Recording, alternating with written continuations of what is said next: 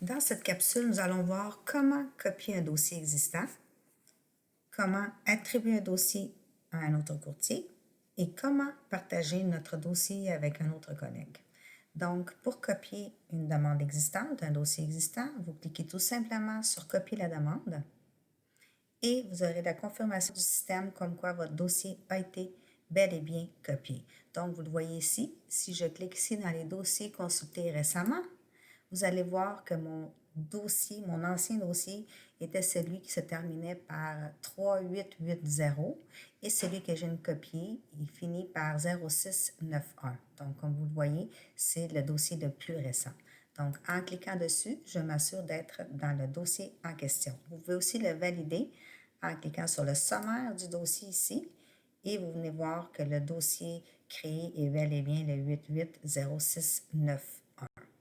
Ensuite, ce que vous pouvez faire aussi dans le système BOSS, vous pouvez attribuer ce dossier-là à un autre courtier, à un collègue, en cliquant sur « Attribuer » comme ceci. Vous faites la recherche de votre collègue.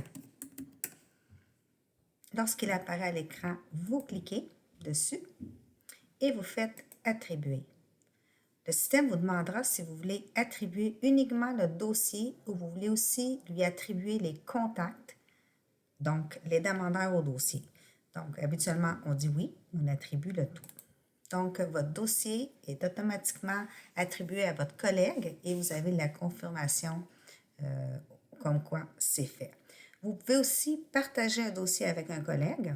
Donc, en cliquant sur « Partager » ici, vous recherchez le collègue avec qui partager votre dossier, comme ceci.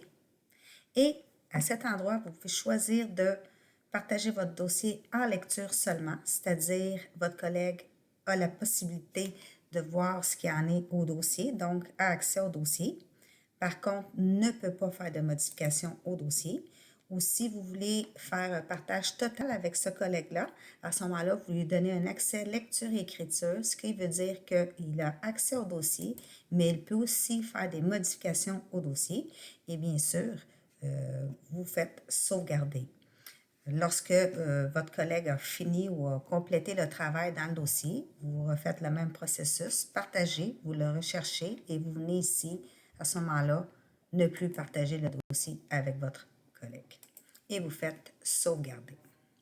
Alors, voilà ce qu'il y en est pour copier un dossier existant, attribuer un dossier à un collègue ou partager un dossier avec un collègue.